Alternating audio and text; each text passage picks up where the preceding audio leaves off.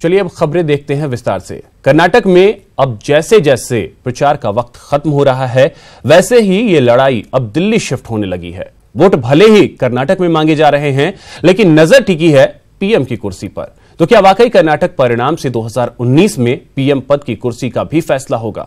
देखिए एक रिपोर्ट। कांग्रेस के कारनामों का मतलब है 6 बीमारियों से। यहाँ पे प्रधानमंत्री जी आते हैं और फिर दिन भर झूठ बोलते हैं, दिन भर नफरत फैलाते हैं। कर्नाटक की दौड़, पीएम पद की होड़। कर्नाटक चुनाव परिणाम में 2019 की तस्वीर। कर्नाटक में दिल्ली की लड़ाई। कर्नाटक का ताज हासिल करने के लिए जोर आजमाइश जारी है। पीएम लगातार रैली कर रहे हैं तो बीजेपी अध्यक्ष रोड शो कर जनता तक अपनी पैठ जमा रहे हैं। वहीं कांग्रेस खेमे से अध्यक्ष राहुल गांधी मंदिर मंदिर अपनी जीत की कामना के साथ ही रोड शो कर जनता का आशीर्वाद मांग रहे हैं। लेकिन बीजेपी और कांग्रेस के नेताओं की जुबानी जंग बताती है कि चुनाव भले ही कर्नाटक का है, लेकिन दिल में तो दिल्ली बसी है और जेहन में है दिल्ली वाली कुर्सी। I mean, the Congress party, if it's the biggest party, yes, we will. Wish you all the best. Thank you. Bengaluru में एक सवाल के जवाब में जब राहुल ने 2019 में पीएम का पद संभालने को लेकर हामी भरी, तो पीएम नरेंद्र मोदी ने अपने तरकश के सारे तीर राहुल पर दे मारे। फिर बारी राहुल की थी, जिसमें राहुल ने भी साफ कर दिया कि बीजेपी का सूरज अब अस्त होने ही वाला है। बाकी गठबंधन के दलों का जो होगा सो होगा। 40 साल से सीनियर नेता पड़े हैं, उनका जो होता होगा उसने आकर के अपनी बाल्टी रख दी, मैं प्रधानमंत्री बन जाऊंगा। कर्नाटक की जनता प्रधानमंत्री को बताएगी कि प्रधानमंत्री जी, हमने आपको 5 साल दिए, 4 साल खत्म हो गए, आपने हमारा कोई काम नहीं किया, अब आपको निकालना चाहते हैं। पहले कर्नाटक से भगाएंगे, फिर मध्य प्रदेश, छत्तीसगढ़, राजस्थान से भगाएंगे, फिर हिंदुस्तान से भगाएंगे। पिछले 10 दिनों में कर्नाटक के विकास पर बात करने की जगह बीजेपी और कांग्रेस ने एक दूसरे पर कीचड़ उछालने में वक्त ज्यादा लगाया है। लोकतंत्र के प्रति आपकी श्रद्धा न होने के कारण 4 साल हो गए, आप पराजय को स्वीकार करने के लिए तैयार नहीं है। पूछना चाहता हूं, क्या मोदी जी के आने से पहले बेंगलोर में किसी ने काम नहीं किया? तो वो आपके माता पिताओं का अपमान करते हैं, बेंगलोर के इतिहास का और केम्पे गौड़ा जी का अपमान करते हैं। बात बेंगलुरु की हो रही है, लेकिन निशाना दिल्ली पर है। दक्षिण में कमल खिलाने की बीजेपी की चाहत और अपना अंतिम मजबूत किला बचाने की कांग्रेस की मजबूरी ने कर्नाटक चुनाव को अहम बना दिया है। लेकिन उससे भी आगे ये तय है कि कर्नाटक का परिणाम एमपी, छत्तीसगढ़ और राजस्थान के चुनाव में भी रंग दिखाएगा और 2019 भी इससे अछूता नहीं रहेगा। कांग्रेस अगर कर्नाटक की बाजी हारती है तो 2019 की लड़ाई कांग्रेस के लिए खाना पूर्ति ही रह जाएगी। वहीं अगर बीजेपी दक्षिण के इस राज्य में कमल नहीं खिला सकी तो दक्षिण विजय बीजेपी के लिए सपना बन जाएगा। Bureau report, news 18 network. क्या देश के लिए जिन्ना मुद्दा है? सवाल इसलिए क्योंकि एक तरफ तो सियासत ने जिन्ना को मुद्दा बनाकर जिंदा रखा है, वहीं दूसरी तरफ एएमयू के वीसी उसे कोई मुद्दा मानते ही नहीं है। देखिए रिपोर्ट।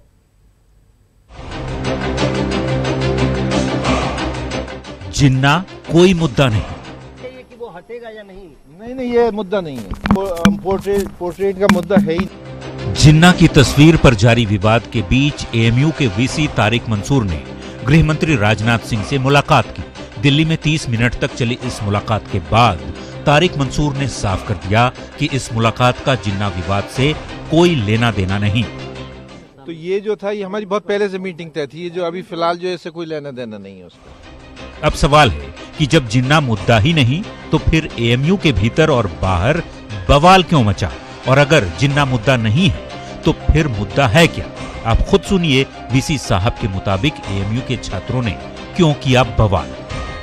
वो तो जो उन्होंने उनके ऊपर लाठीचार्ज हुआ है और उसके ऊपर जुडिशियल इंक्वायरी डिमांड करना है, ये मुद्दा है सर। तारिक मंसूर ने साफ साफ जिन्ना विवाद से अपना पल्ला झाड़ लिया। हालांकि जिन्ना की तस्वीर को लेकर किए गए सवाल पर कुलपति जी चुप्पी साध गए।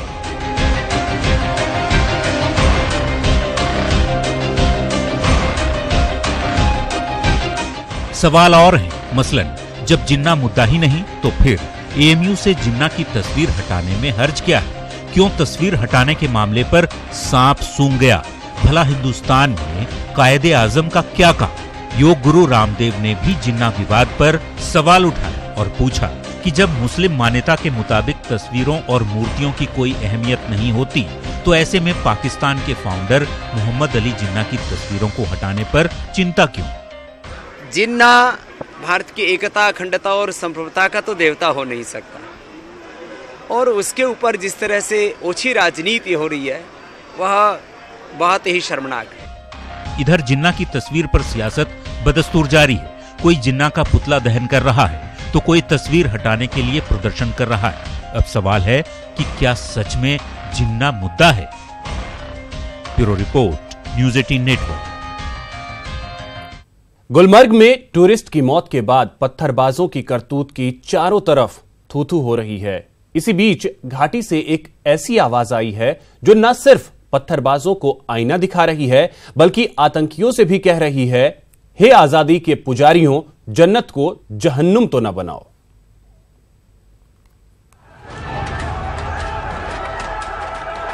यार क्या इस बच्चे ने किया था? क्या ये जिहाद है? क्या तहरीक आजादी है?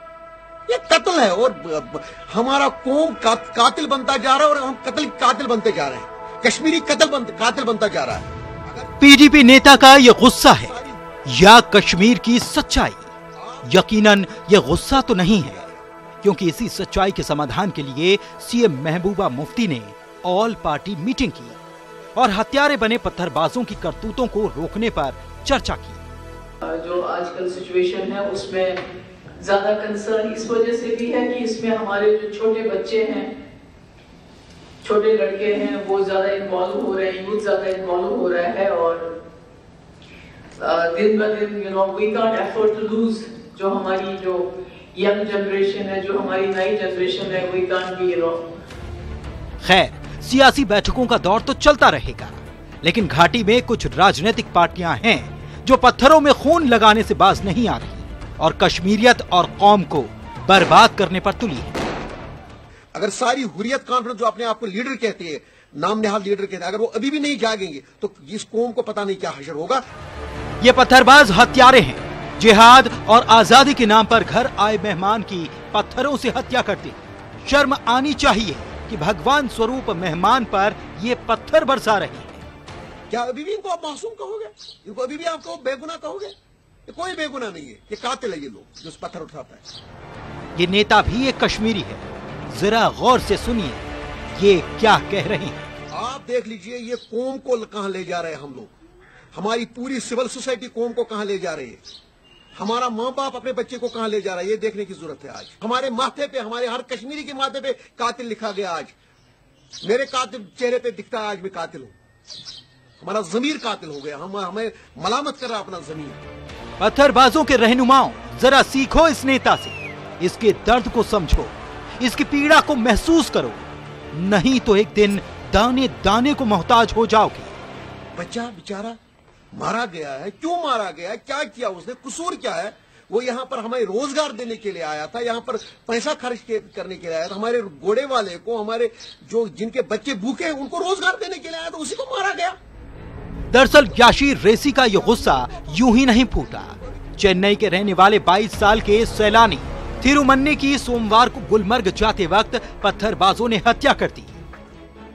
इस वारदात के बाद घाटी में पर्यटन पर भारी संकट मंडराने लगा है।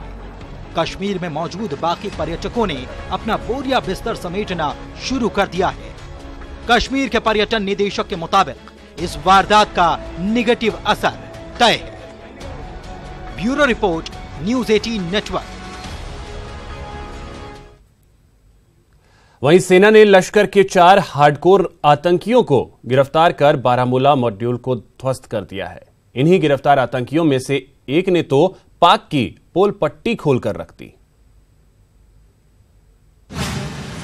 पकड़े गए आतंकी ने खोल दी पाक की पोल, पाक की नापाक हकीकत को कर दिया जाहिर, बताया पाक कैसे भारत के खिलाफ भड़काता है और देश की सेना जान लेने की जगह मददगार बन जाती है। जी हां, यही हकीकत है और उस हकीकत को अब इस आतंकी से भी सुन लीजिए, जिसे सुरक्षा बलों ने बारामूला में एक एनकाउंटर के दौरान पकड़ा है। जब फौज का आमना सामना हुआ, हमने फायर किए थे, लेकिन फौज ने हमारे ऊपर फायर नहीं किए। एनकाउंटर के दौरान जवान इसे मार भी सकते थे, लेकिन देश के जवान नाहक किसी की जान लेना मुनासिब नहीं समझते और जवानों से आमना सामना होने के बाद ये बात इस आतंकी को भी समझ में आ गई। मैं उस दिन भागा और झाड़ियों में छुप गया, तो फौज मुझे गोली भी मार सकती थी, लेकिन फौज ने मुझे गिरफ्तार करके एक नई जिंदगी दी। जिंदगी मिलने के बाद ये आतंकी अब सेना के गुण गाते नहीं थक रहा है, साथ ही ये भी बता रहा है कि घाटी में दहशतगर्दी पाक की साजिश का नतीजा है। इससे पहले पाकिस्तान में जो बैठे हमारे आका कहते थे कि इंडिया की फौज ऐसी है वैसी है, ऐसा कुछ भी नहीं है। तो आप खुद भी देख लें, आकर इनसे मिलें, इनसे खुद बात करके, इंडिया की फौज के साथ बात करके, अफसर से बात करके आप खुद भी देखें कि ऐसा कुछ भी नहीं है। ये एक साजिश चल रही है, गेम के तहत हमारे साथ, हमारी जिंदगी के साथ खेला जाता है। अब गिरफ्तार आतंकी ने आतंक की राह पर चल रहे दूसरे साथियों से अमन की राह पर लौटने की अपील भी की है। मैं अपने दीगर साथियों से गुजारिश करता हूं जो कि इस वक्त गलत रास्ते पर हैं, वो अपनी माँ के लिए वापस आए। खुदारा सभी अपने अपने घरों को लौट आएं।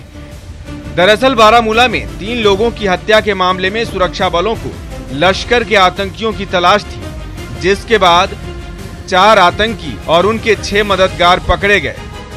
आतंकियों के पास से भारी मात्रा में हथियार भी बरामद हुए हैं। We had promised the family members of these individuals who had joined the Lashkar-e-Taiba Tanzim that our endeavor will be to get them back alive. We have lived up to our promise.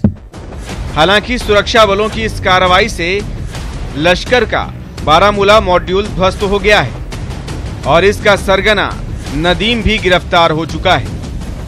साफ है सुरक्षा बलों की ये बड़ी कामयाबी है, जिसमें न सिर्फ आतंकी जिंदा पकड़े गए, बल्कि सुरक्षा बल आतंकियों को ये भी समझाने में कामयाब रहे कि दहशतगर्दी के खेल में फंसकर कश्मीर के युवा सिर्फ अपनी जिंदगी बर्बाद कर रहे हैं। Bureau report, news 18 network. क्या कोई मजहब किसी भी सूरत में किसी को जान से मारने की इजाजत दे सकता है? सवाल इसलिए क्योंकि मुंबई में एक नाबालिग बच्ची को उसके अपनों ने ही मार डाला और मौत की जो वजह सामने आई वो बेचैन करने वाली है। एक रिपोर्ट देखिए। मनमोह लेने वाली ये मुस्कान सदा के लिए छीन ली गई। दम घोंटकर इस बच्ची की खुशी दफन कर दी गई। इस मासूम बेटी को मौत के घाट उतार दिया गया। 2 मामी और एक नाबालिग ममेरी बहन एक पल में हत्यारिन बन गई। अब ये आंखें सवाल पूछ रही हैं, अपना पाप पूछ रही हैं, मारने की वजह पूछ रही हैं।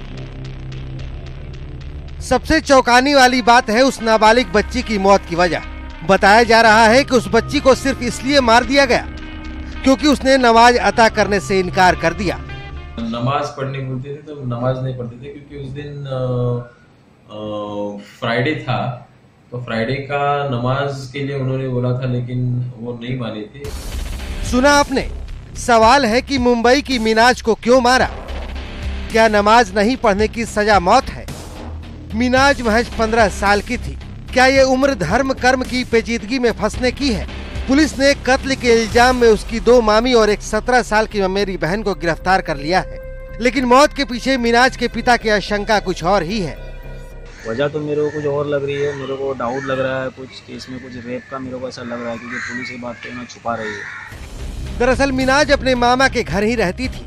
बीते शुक्रवार को उसकी 2 मामी और एक ममेरी बहन उसे अस्पताल लाए और बाथरूम में गिरने से बेहोश हो जाने की कहानी सुनाई, लेकिन डॉक्टर ने उसे मृत घोषित कर दिया। और जब पोस्टमार्टम रिपोर्ट सामने आई तो सच्चाई सामने आ गई। इंट्रोगेशन में हमको ये सामने आ गया कि ये मामी लोगों ने जब कोई दूसरे लोग बड़े लोग घर में नहीं थे तब ये हादसा हो गया, तो हमने उनको अरेस्ट कर लिया। मामला ऑन टॉप हिल इलाके का है। पुलिस ने जब कड़ाई से पूछताछ की तो दोनों महिलाओं सहित एक लड़की ने अपना जुर्म कबूल कर लिया और दुपट्टा से गला कसकर मिनाज को मौत के घाट उतारने की बात मान ली। साथ ही कई सवाल अधूरा छोड़ गए। मसलन मिनाज को किसने मारा, क्यों इंसानियत पर भारी पड़ रहा है धार्मिक कट्टरपंथ। Bureau report, news 18 network. इसी के साथ इस बुलेटिन में इतना ही। नमस्कार।